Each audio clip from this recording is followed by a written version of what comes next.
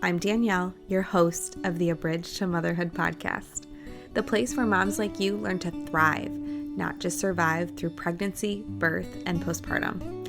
I'm a birth and postpartum doula and a mom of two who's been where you are. My first pregnancy was filled with so much excitement, but it was also marked by stress, anxiety, and fear of the unknown. I thought I had everything mapped out, but when postpartum hit, I realized how unprepared I was for the physical, emotional, and mental toll of motherhood. It was overwhelming, lonely, and nothing like I imagined.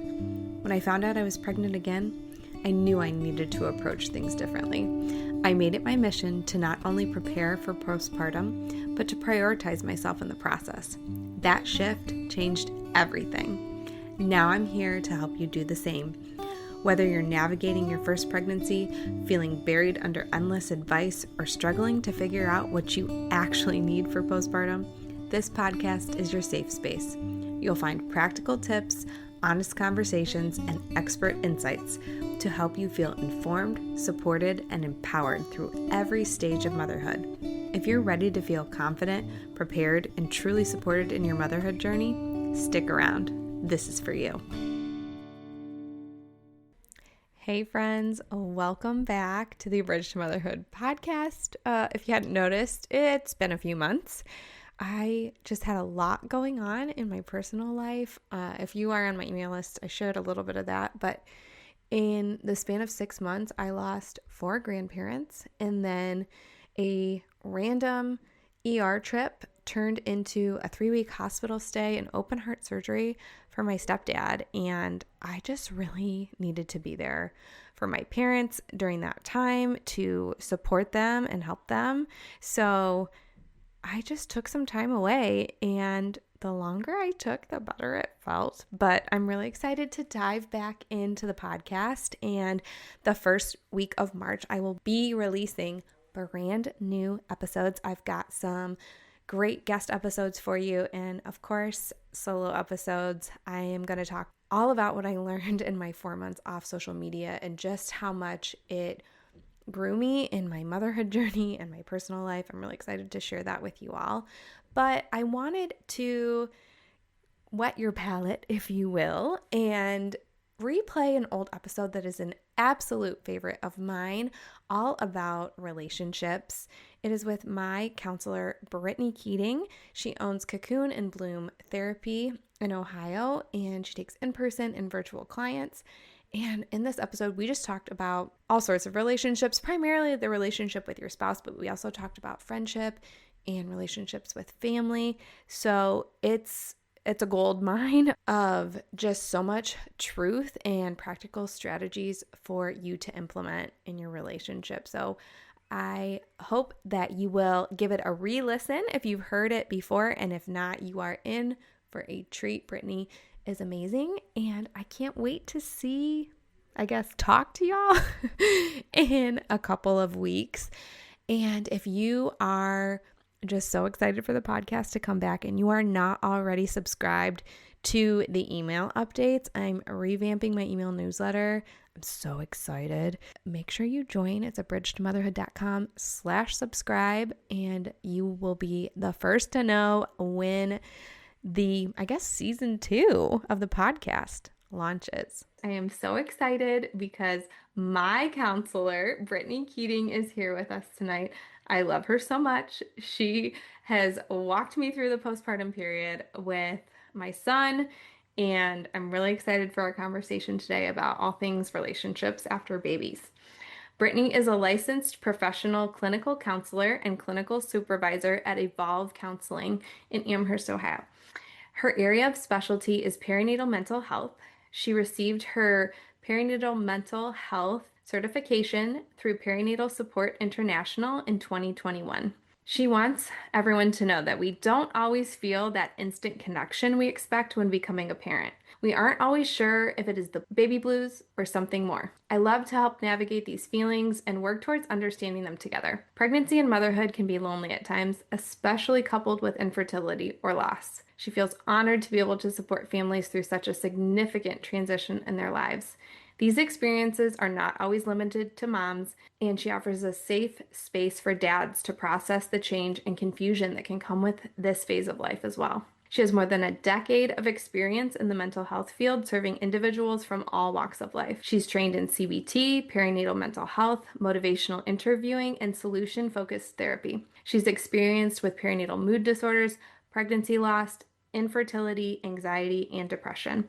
She enjoys meeting her clients right where they're at and helping to enhance their quality of life.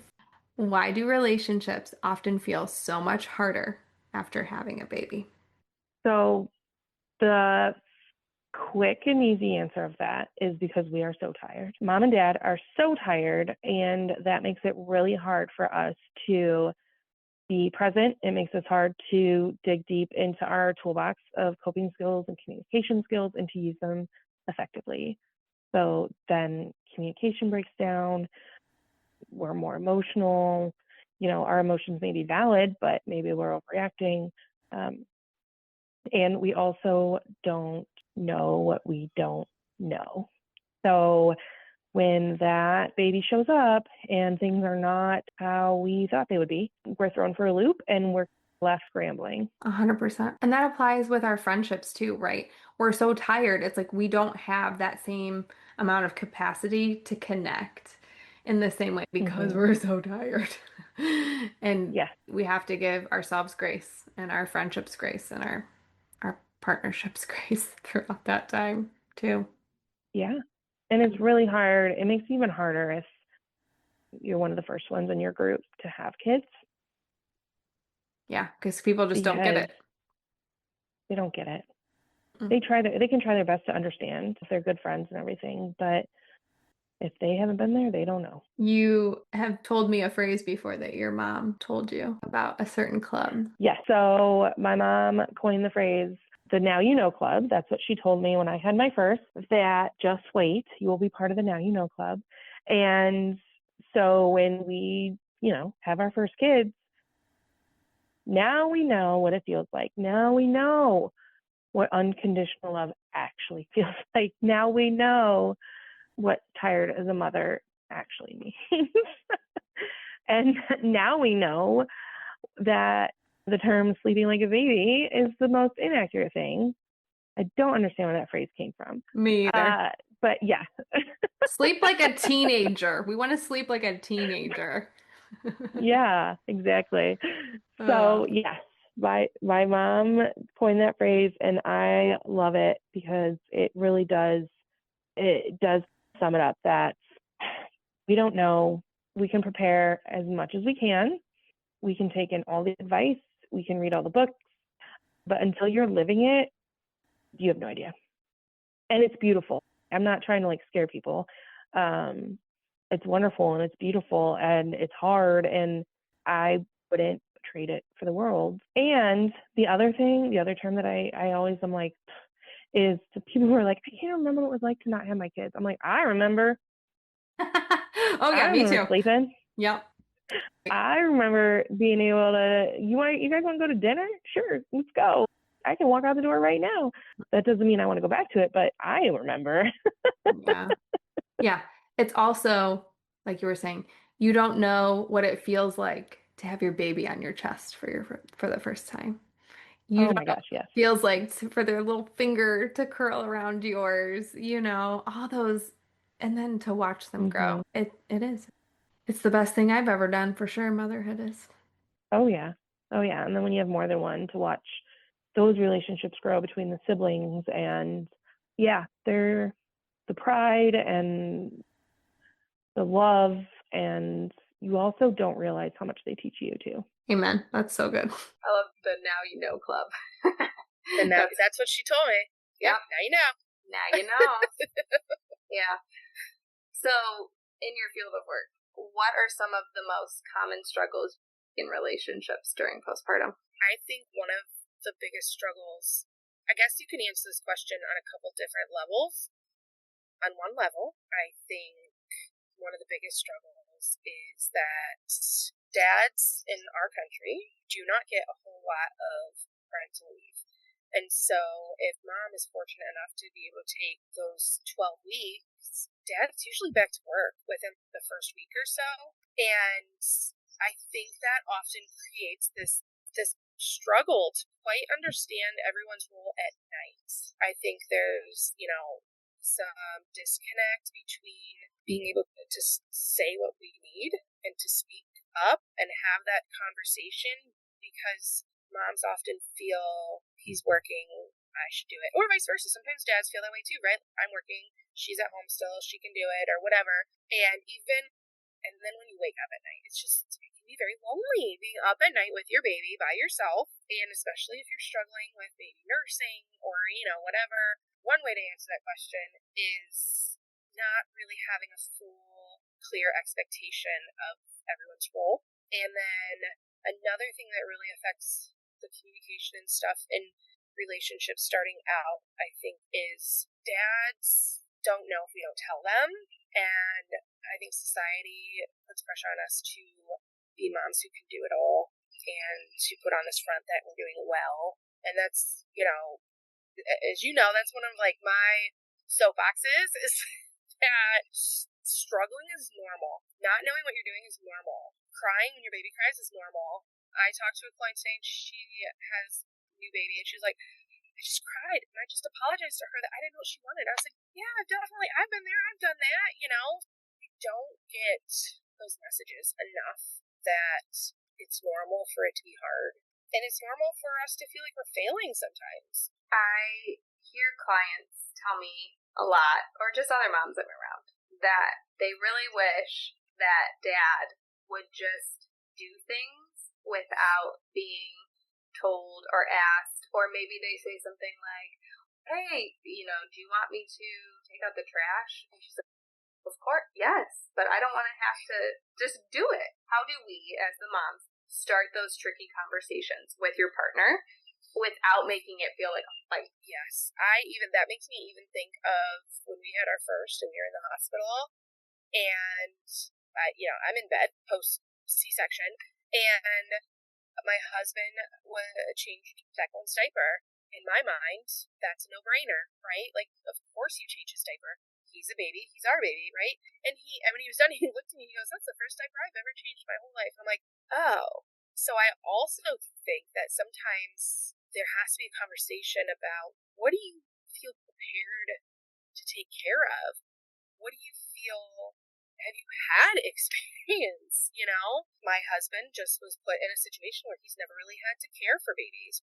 My brother had experience with my kids before he had his own kids. So he did have experience with changing diapers and trying to get a baby down to sleep and all of that. And my husband didn't. So they're all coming with different levels of experience and comfort levels and things like that. And so if there is a low level of experience or confidence, then maybe he needs to do it to get comfortable with it. He's dad, he's going to have to do it. But also in the beginning, it'd be understanding that it's not going to be his strength. So maybe he does focus more on the household duties and things of that nature. And so I think it's an honest conversation about, what do you expect? I think it's expectations. We make a lot of assumptions about what's going to happen. Sometimes we don't even realize they are assumptions. We need to get better at clarifying questions. What do you mean by that?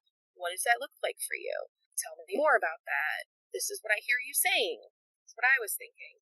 I had a client who, her husband took a daddy boot camp course. It's their first baby. And, I show up to my first postpartum shift. He's changing the diaper. He's burping that baby. He's got it down. So I love that there are places that provide things like that. And then I force my postpartum clients. We do a postpartum plan together, and husband has to be there because we talk through those things. Yes. How are we going to communicate when things are rough? How are we going to support not just you, mom, but what if dad is having a really bad mental health day? You both need to get sleep. How can we figure that out too? I think there's also this, I said there's this expectation of moms to have it all together, but also I think dads to have it all together. So I don't know if sometimes men feel like they can take up that space to say, I'm experiencing maybe some form of postpartum depression, because men can experience that too, but it's not as socially acceptable for them to speak that out loud. Oh yeah, 100%. And so many moms are still afraid to talk about their postpartum depression, anxiety, OCD, and correct me if I'm wrong, but it's postpartum anxiety that is on the rise. Yes, it is. I actually, oh gosh, I can't remember if it was just postpartum anxiety or PMADs, which is perinatal mood and anxiety disorders. But so it was either all of them or just anxiety. I think from 2010, prevalence rates rose from 9-something% to almost 20%. And only 1 in 5 moms are actually screened for postpartum. So how many moms are just suffering in silence, not getting any tools to help them cope with that extreme anxiety they're facing while they're also trying to raise a child? We could get on that soapbox. Yeah, we would. A whole nother day.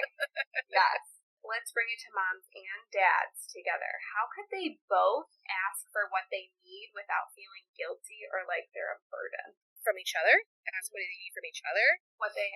Yeah, and other, like maybe outside help too. Family members, whatever.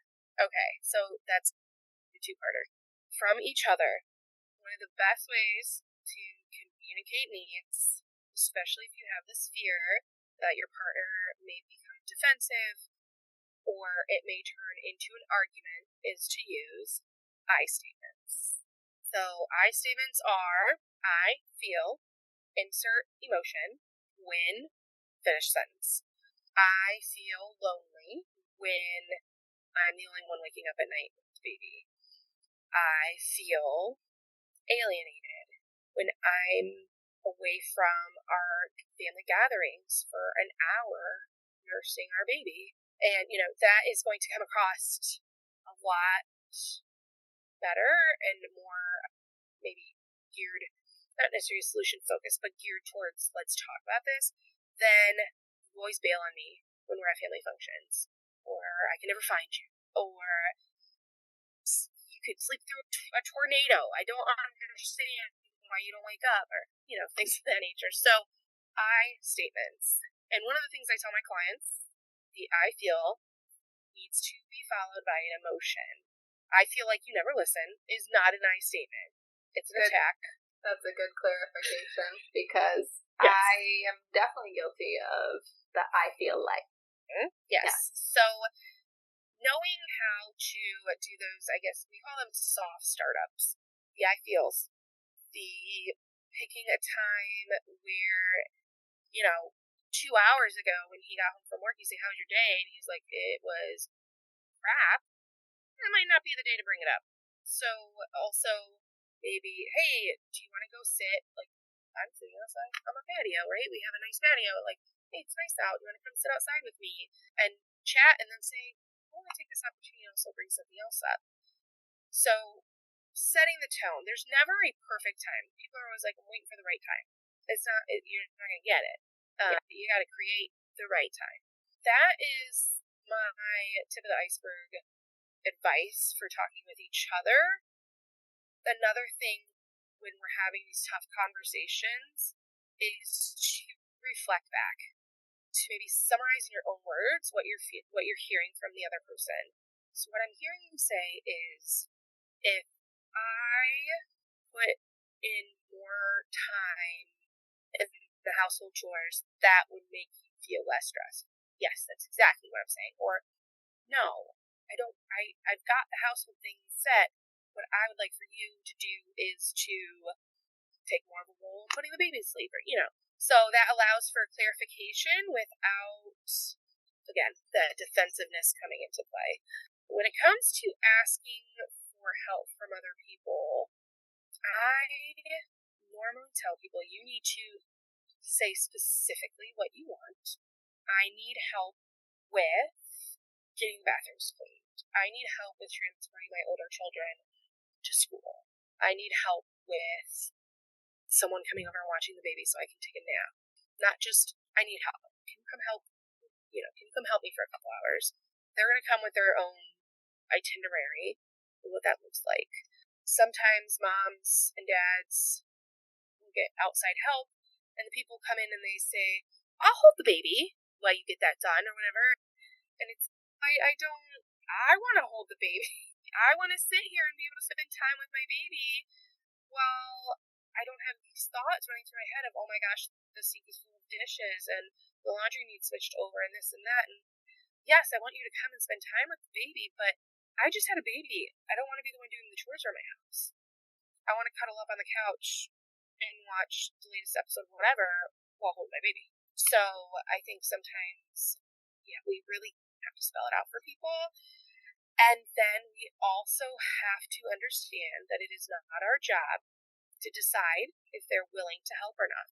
I hear a lot of people with kids of all ages or situations of all kinds who really could benefit from outside help saying, I just worry that they feel obligated or that they're just saying yes because of this or that, or I don't know, fill in the blank. And I often say they're grown up. If they can't have healthy boundaries and say no when they need to say no, it's not on you to police that. Yes, we cannot control other people's choices. And I often talk to clients too about not being a host when people come to visit. They can get their own water. They can get their own snacks. You sit there on the couch with that baby, and then you can offer, would you like to hold the baby? If you are feeling like you're ready. If you're not, don't offer. And for anyone out there listening who's going to visit someone with a baby, you bring them snacks. You bring them drinks. And it doesn't have to be a full dinner. Grab them healthy, easy to pick snacks, on the go food. Because a lot of times it is we're waking up at 2 o'clock in the morning starving because our bodies are keeping 2 people alive. And we want something that is quick, that's going to fill our belly, and that's not going to make us feel like crap because it's full of sugar. One of the best things that someone brought me was a fruit tray. Everything was cut up. I didn't have to do any of it. Like, they even cut off the green heads of the strawberries. It was all washed, so I could just go in the fridge and grab it. Oh, chef's kiss. Best thing. Yeah. Yes. Yes, absolutely. And it's so easy to do that. Or on the way to visit, hey, I'm on the way. I'm happy to stop at Aldi. Do you need anything? Somebody did that for us with Jack, I remember, and I was like, actually, we really need garbage bags. And I was like, I'll pay you when you get here. And they were like, don't even worry about it, Mm-hmm. I think we don't realize how many people enjoy caring for someone else. It makes you feel good to care for someone, too. And, yeah, when your community shows up for you and you show up for your community, it's a really beautiful thing. And I've talked about that in other episodes, too. And sometimes it's hard because we have to take the first step in showing people and modeling what that looks like because people don't know. And if they didn't experience that as a child, like seeing neighbors come and support their family or having extended family support their family, they don't even know how to do that because they were never shown it throughout their lives. And we are such an individualistic society that there's a lot of guilt that comes with asking people for help and asking people to show up. And I often explain to my moms, that's not, as humans, that's not how we were created.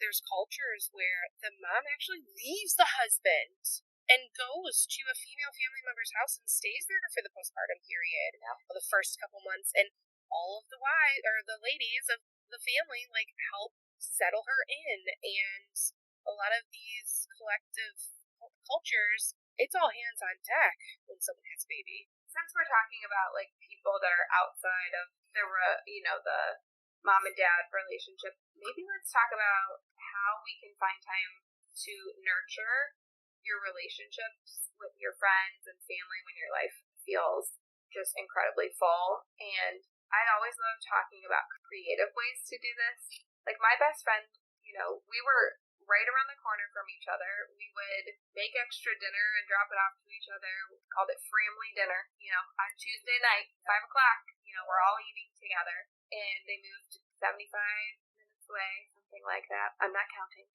But we use the Marco Polo app with each other, so we can video chat every day. every other day, and we can see each other's faces. So I'd like to get creative with it. What are some other creative ways? As you started asking that question, I was thinking Marco Polo. I do that with some family that live in different states. My best friend lives an hour away. Even like the sending of the memes, right? And the Instagram reels and all of that. It doesn't have to be a grand gesture. It's just a gesture that you cross my mind. And the texting, I think when we don't have time for regular connection with people, when we do connect with them, we tend to hit the big bullet points in our lives. And it's my friend and everything. Like, I want to know nitty gritty. I want to know the every day in, day out stuff that's going on with you. Just shoot a text saying, this happened. And it just helps us keep track of those day-to-day things. I also will sometimes send each other like a Starbucks gift card and be like, I need coffee today. I'm assuming you need coffee today. You know, it's $5, go get a coffee. But as we become parents, I mean, I guess I don't have any creative ways. We have to come together with our kids, and we have to realize that it's, you know, as long as we're together, if we don't get to really sit there and have a heart to heart, that's fine. We're together. I also think people need to make more time for the phone calls. People are so, like, against actually speaking on the phone anymore. Like, we need to get back to that. I love talking on the phone. And I cannot find someone to talk on the phone with me aside from my mother. My mom and I will sit on the phone for over an hour together, but I love talking on the phone. Yes, so we need to get back in the habit of picking the phone up and calling people and not being afraid that we're going to interrupt something, or we're, you know, like maybe the interruption is going to be welcome. Maybe you're exactly who they needed to hear from. Also, there's this idea, this kind of goes with husbands, wives, whatever, and even the parent-child relationship, friend relationships, is this term bids of connection, and what that gestures that we have that are us saying, I'm reaching out to you for connection. Are you going to reciprocate? So that is the sending of the means. That is the, you know, for husband and wives, that's the kiss on the cheek or on the lips or on the forehead when he gets home from work, or that's the coming up behind you over your shoulder and saying, that smells good, what are you making for dinner? Holding the hands while we're walking. With kids, that the tickling, or, you know, the silly things that we do with them, and paying attention to those bits of connection and really pointing them out inside your head and be like, oh, okay, and then reciprocating them, right? Closing the loop on those bits of connection are really going to help, instead of your husband comes up behind you to hug you and you're like, I don't have time for this, I'm trying to whatever. That's a breakdown of that bit of connection. Really paying attention to those and seeing them for what they are, instead of dismissing them because they're not these like grand gestures. It's not planning a surprise date night. Those are bits for connection as well, but sometimes like those just aren't. Yeah. So when maybe we're at a place where, let's talk specifically husbands and wives, partners. If we're at a place now where we're really struggling in our relationship and maybe we're not reciprocating those bits for connection, what kind of advice would you give to that couple if they really feel like they're drifting apart? How do we start that repair process? Therapy. Couples therapy. Yeah. Couples therapy is setting aside that specific time with no distractions to sit and have a conversation with each other while someone else guides it, keeps you on track, and maybe gives you some ideas on how to work on things. That's what couples counseling is, really, you know? Yeah. Or they hear what you're saying to each other and they're able to sometimes connect the dots and say, okay, so what I'm hearing is a theme of this or whatever in your marriage. So first and foremost, as a therapist, right, I'm gonna throw that card down right away. But there's also something to be said about writing things down. When it seems like anytime you try to have a conversation with each other, it breaks down, one of my go-tos is to write your spouse a letter. Write it down. It gives you the ability to get all of your thoughts out without getting caught up in the emotional part of the conversation, especially when it's face to face. And then you get upset, and then you lose track of what you wanted to say, and then you get off topic, and you maybe just get so upset you can't finish the conversation. So writing it down allows you to have a full thought, get it all out, and then when you give it to your spouse, it gives them the ability to read it, digest it, and not react, but it gives them an opportunity to respond. Yeah, Gary and I did that. We wrote each other back and forth when I was really bad in my postpartum depression and anxiety. I felt it was really hard to say it out loud. So we had a little notebook that I think I might still have it. This big long thing I wrote out to him, and then he wrote back to me, and that was really helpful during that time. And we've done a few sessions together too. I think there's a really common misconception that if you're in couples counseling, it means, your marriage is dead or your relationship is dead. But I know a lot of couples that I think they have really great relationships, but they continue to go because they want their relationship to be great. Yeah. I think we talked about that in a session. So the other thing is that it is helpful for couples to set aside time every week to have a touch point, to connect with each other, to the airing of the grievances. As I think that a really popular couples therapist who calls it State of the Union. So this is where we say, hey, this is how I've been feeling this week. And then maybe there was a specific time where this happened between us and I felt, it made me feel this way. And I just need to touch base with you and see, what was that about? I felt disconnected or whatever. And also to say, what really helped me this week was when you saw I was struggling and it was bedtime and you told me to go to bed and you'll put the kids to bed or, so it's that time to sit down and specifically have these conversations instead of as needed. You have them frequently. So then it's also not as awkward. It's time to have these conversations because you're used to doing it. And couples therapy also, it holds you accountable to do that. Maybe doing it in couples therapy because there's someone else that expects you to show up. So sometimes that marriage counseling is also about accountability.